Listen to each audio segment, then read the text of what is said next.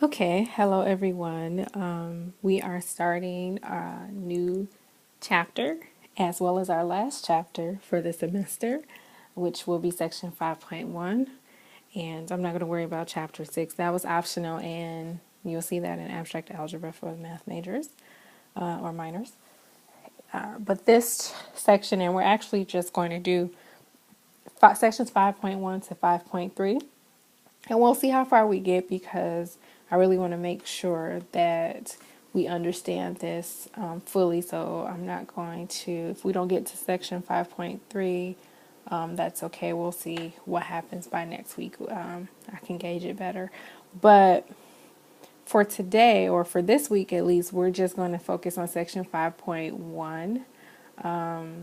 We'll actually have some presenters that's going to introduce section 5.2 and they'll do that. But we're just going to focus on section 5.1. And because this section actually sort of gives a basis and foundation on the rest of the sections, it's sort of longer than the other sections. And so the videos, I'll probably end up doing 3 or 4 videos, but it'll be for Wednesday and Thursday. So I'll probably hopefully just do get through 2. It's a certain part in the section 5.1 that I want to end on for Wednesday, and then I'll have probably a couple more videos for you to watch. Okay, so let's just get started. I don't want to waste any more time. And so there's the homework. It's number 1 to 2A through F, 3, 7, and 21. That's the homework for this section. And so we're talking about equivalent sets and finite sets. So we need to go back, and like I said before, we're coming back to talk about cardinality. So remember, cardinality is the number, it is the number of elements in a set, okay? And so for example, if let's say A was the set containing, say, 1, pi, 3, comb, dog. Okay, it's just a set with a lot of different stuff in it, right? And so if I asked you for the cardinality of the set, you would say, so what's the cardinality of this set? Well, it would be 1, 2, 3, 4, 5, right? So, I'm sorry.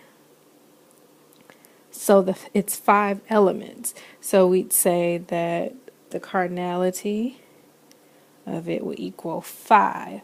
Okay, so notice, so I purposefully did that check above with the yellow marker because what we're really doing, and this is in general, so this starts actually from elementary. That's why this is so cool, because it's really starting from elementary.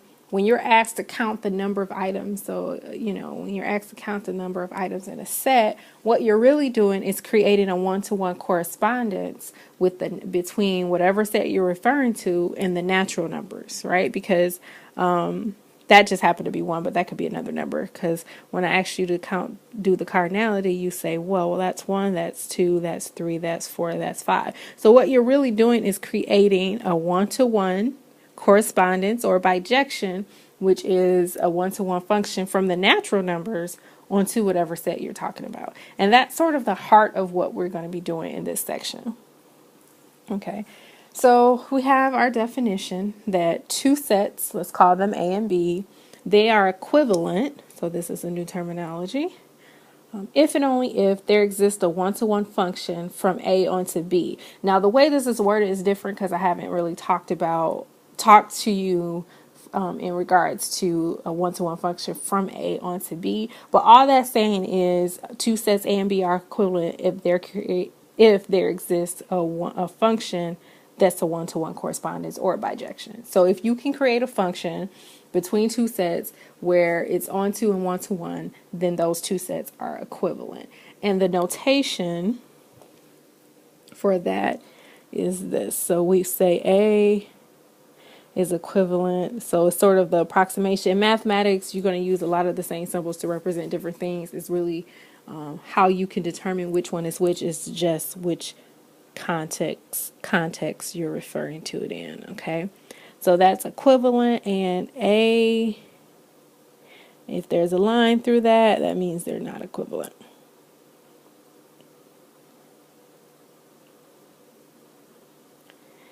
Okay. All right, so another example is let A be the set containing 5, 8, and alpha, and B be the set containing RPM, and A is equivalent to B, since we can create a function f from A to B that has a one-to-one correspondence. In particular, we can say let f of 5 equal P, f of 8 equal R, and f of alpha equals M. Okay, so there we just created a one-to-one function, right? And also a function that's on two. So we just created a function that's a one-to-one correspondence, and it's the inputs are from A and the outputs are in B. Okay, so that's all that means.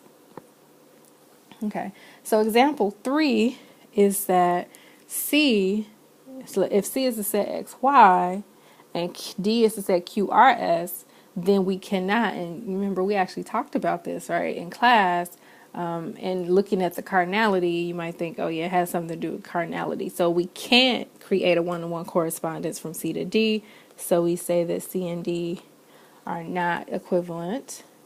And again, you can write, if you want to know why, you can put in your notes, because we cannot create a one-to-one function that is a bijection, okay, or one-to-one correspondence. I think in this section they mainly use one-to-one correspondence, but just know that means a bijection, okay. So in example 4, there's an example in your book, and I didn't want to take time, but I think it's useful to look at and put in your notes, just for future reference. We might perhaps look at it more in this class, depending on how far we get in the sections, but it's a nice example to show you about bijections in open intervals. So make sure you look at that example and write that in your notes.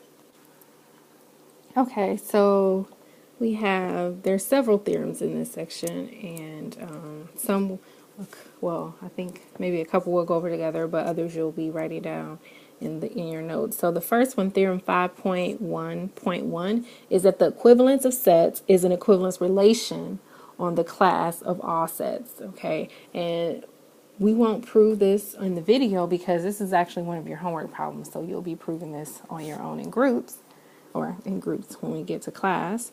And so we're going to now take a look at this lemma. Okay, so lemma 5.12 says, well, suppose A, B, C, and D are sets with A is equivalent to C and B is equivalent to D. Okay, there are two things that this lemma tells us. One, if A intersect B, so if A and B are disjoint, that's another way to say A and B are disjoint, if their intersection equals the empty set, right? So if A and B are disjoint and C and D are just disjoint, then A union B is equivalent to C union D. Okay, and this last one, I should have the equivalent symbol. Then A cross B is equivalent to C cross D. So the proof of A is actually in your book. So you can stop this video now and just write that proof. It's a really short proof because it uses a past theorem that I believe we went over either in the video or in class. So it uses that as very quick. B is actually left for an exercise for you to prove, but it's not one of the ones I gave you. So we're actually going to prove B together just to show you how these proofs work. Okay. Okay, so we're going to start this proof, and this might be the only proof for the first section that we look at, but it's a pretty thorough proof, so hopefully you'll understand proving equivalence of sets. Okay, so part B is proving that A cross B is equivalent to C cross D. Okay, well, let's always start with our suppose. Suppose A, B, C, D are sets with A equivalent to C and B equivalent to D. What that means is there exists one-to-one correspondences between A and C and B and D. Okay, and what that means is, remember, if they're equivalent, means we can create a function that are one-to-one correspondent. So I should have said create a function, because that's what we have to do. So we're going to, thus, we can say that H goes from A to C, okay, and G goes from B to D, where H and G are bijections. So H and G are both one-to-one and onto, okay, because that's what it means for them to be equivalent, is that we can create a function that's a one-to-one correspondence, or that's a bijection, okay? So we need to show that A cross B is equivalent to C cross D. Okay, So to show that, well, let's just define a function that the domain is A cross B and its codomain is C cross D. Okay, so let f be a function from A cross B to C cross D, and let's say it's given by, well, they're both going to look like ordered pairs, correct? So f of AB, okay, well, remember, A is, we had f of AB. If we go back to the second page, sorry, from the functions we created, right, C is with the function h, right? And, well, let's look at that. So C, it goes, so we have an element in A cross B that's being mapped to C cross D, right? So that means the first element comes from C, the second element comes from D. Well, C is the function h, so this equals h of A, and D is the function G, comma G of B. Okay, so I hope you guys see that, right? Because small a, remember A cross B means small a comes from set A, and small b comes from set B. And when you map it over to C cross D, small a is going to be mapped to C is the function, goes with the function h, and D goes with the function G. Okay, so that's, and it makes sense. Hopefully, you might have to go over it a couple times, that's fine. But it makes sense in regards to your domain and codomain are both ordered pairs. So you shouldn't have just a single element over here. Okay, so this is our function. And so now we have to show that f is a bijection. Okay, and which means, so this show part might be a little long, that f is 1-to-1. And 2, f is onto, what should it be onto? C cross D, right? Because that's your codomain. Okay. And let's see, can we get this proof done in about the next 3 minutes? Because I don't want it to go too long. Okay. So let's look at 1. So proving 1-to-1. Well, we all know how to start. Well, first we're going to so it's going to be a little different, right? Because these are ordered pairs. So let's say let the ordered pair AB, comma, the ordered pair MN belong to A cross B. Okay. Because it has to be remember, whatever type of elements you have in your domain, that's what has to be. So our domain is ordered pairs, and our range is also ordered pairs in this example. Okay, so let AB and MN belong to A cross B. Then we suppose what? Well, suppose f of AB equals f of MN, right? Okay. And what are we? So that means,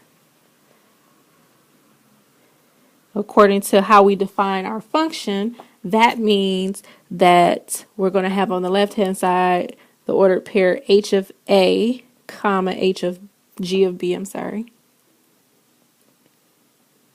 equals h of M, comma, G of N. I hope you guys can understand my writing. The stylus doesn't make my handwriting the nicest, so I apologize if you can understand that. Okay. Well, what do we need to show? Always again, show parts, I don't grade them. You can do as many show parts as you want in the proof. Looking back at this part right here, if we're supposing f of the ordered pair AB equals f of the ordered pair MN, what we're trying to show is that A equals M and B equals N. That's what we need to show that this is 1-to-1. Okay, so I hope we talked about with ordered pairs, that's what that means. Okay, so now so looking back on this page, and I'm going to rewrite what we had. You may want to rewrite it, but you don't have to, because I'm just rewriting it because it's on the last page. So we said that h of A, comma, G of B, sorry, look at this, equals H of M, comma, G of N. And I want to make sure, did I write that right? Yes. Okay. Well, since we set these equal to each other, then that means, so hence, H of A equals H of M, and G of B equals G of N. Now this is beautiful, and I hope you see why this is beautiful. Since H and G are one-to-one functions, A equals M and B equals N. Thus, F is one-to-one. That is so beautiful. Okay. That's fine if I'm the only one that thinks this is beautiful. Okay. So we are done with one-to-one. On-to is going to take a little more time, so I'm going to stop this video here and start another one.